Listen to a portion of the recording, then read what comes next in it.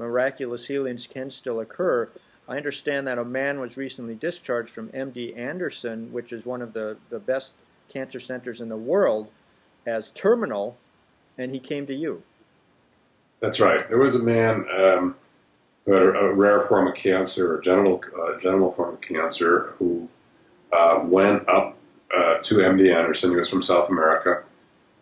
He went into the hospital there, and they were treating him for the cancer when it metastasized pretty seriously throughout, to his body. Now, they treated him, and they had good results with everything, but one very aggressive tumor that was situated in the duodenum, which is a small intestine outside of the stomach. And that one was causing him intense pain and was not responding to any of the chemo. And MD Anderson is a top cancer center. I mean, they're using the best drugs in the U.S., things that, most other places don't even know yet. They are the top of the top. And they couldn't get it. So they discharged him, and they said, go back to South America and get ready to die. And he called me, and he was crying. And he said, I want to live. He has an 8-year-old daughter, a 5-year-old son. I want to live. So we began working on exactly these things. What are the issues of this tumor? What's this aggressive tumor? We began connecting him up to the godlight. We began to move the godlight through the tumor. Began to have him begin to do certain spiritual practices so that he would have protection around him. Well, unfortunately, about 8 weeks later, this stent, which is a plastic tube that they had put to keep the duodenum open, because if it had closed up from the tumor, he would have not been able to eat. So they had put a tube in to keep the duodenum open. In other words, the cancer couldn't eat through the tube.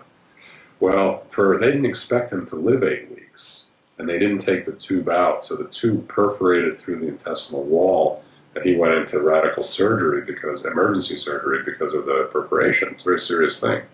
Well, they opened him up, and they are shocked because this tumor, which had been, over an inch and a half and almost an inch and a half in diameter, was essentially gone. There was one little speck left of it, but it was in 8 weeks it had disappeared. And this was something that none of the top chemo in the country could affect.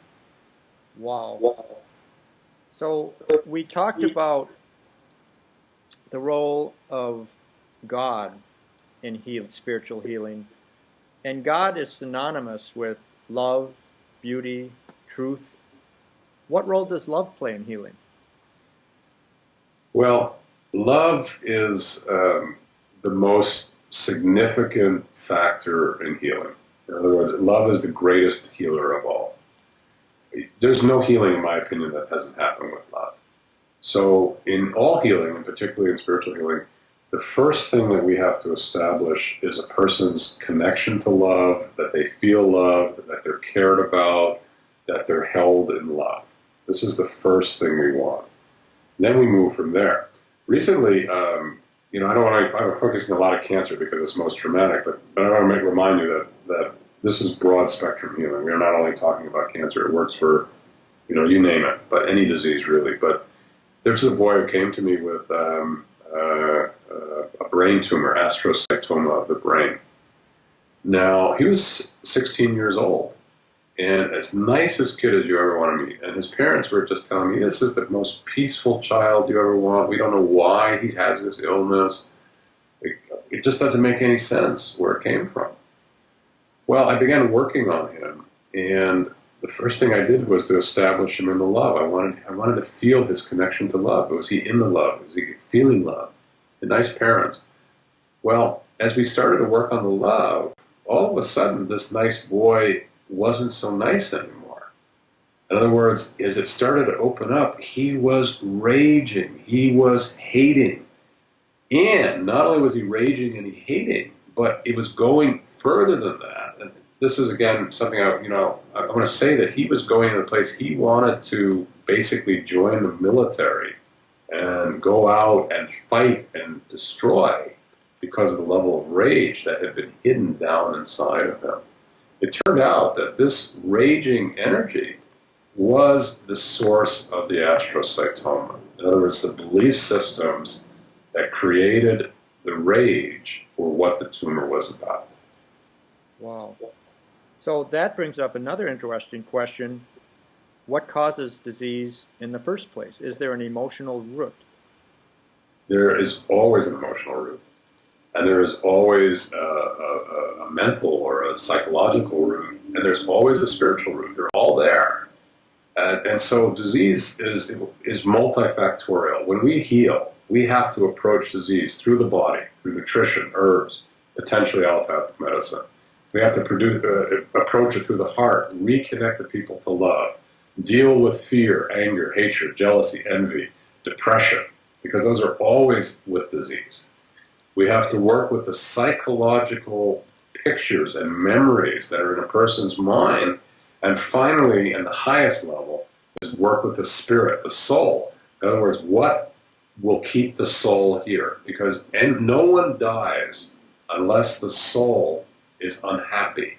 The soul is finding something it is not complete within this world, and it withdraws. So that has to be resolved as well. Now, I remember you telling our class about your own experience with this, with your eye infection. Was that when you realized that every physical and emotional issue had an energetic root? Absolutely. When I was 27 years old, I had contracted a rare eye disorder. I used to wrestle for the University of Illinois. We wrestled Purdue, and these guys came out covered with scabs.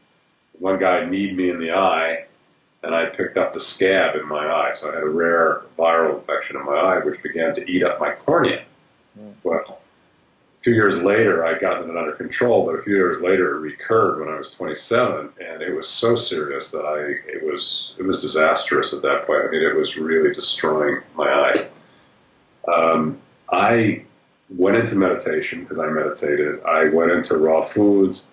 Finally, I went to a guru. I thought maybe the meditation would help me. Nothing stopped the progression. I went to Harvard, the top virologist in the United States at Harvard. Nothing we can do. Bascom Palmer, top medical eye institute in the United States. Nothing we can do. You know, you're stuck. If this doesn't heal, you're going to be blinded or you're going to die. Because if it gets through your eye into your brain, you're dead. So that's, at 27 years old, I'm walking around with this problem. And one day, I was at the guru's ashram, and he had left, he was gone, and I was sitting there, and I broke down. I mean, I realized that I was going to probably die from this, and I started sobbing, and I started crying, and I got furious at this disease, and I started screaming, and I lost all control. And I'll tell you, that's probably the first time in my life I had lost that level of control. And I went out of control. I lost it. But something amazing happened. As I lost the control, I felt a warmth coming into my eye. And then, when I was blind, I couldn't see anything out of that eye whatsoever. It's black. When I looked out, all I saw was black. But in the blackness, all of a sudden, there were like stars that began to shimmer in this blackness, like many, many stars, like looking up in the night sky. Then the stars came together in a confluency and began to spin, like they rotated very, very fast. They formed like a vortex or a galaxy. And then all of a sudden there was a popping sound, and in the popping, the eye opened, and for the first time in 6 months, a ray of light came into my eye. Wow. That's goosebump story.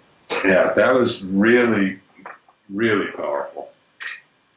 You know, love is also synonymous with joy, and I imagine that healing and joy, therefore, are inextricably intertwined. Yeah. Remember that all disease is about, at its roots, it's firstly, believe it or not, your connection to goodness, your connection to the godly light. It's behind everything. As a spiritual healer now for almost 30 years, I can tell you that is the key piece. The second piece, which is significant and more understandable, is a person's ability to feel loved. In other words,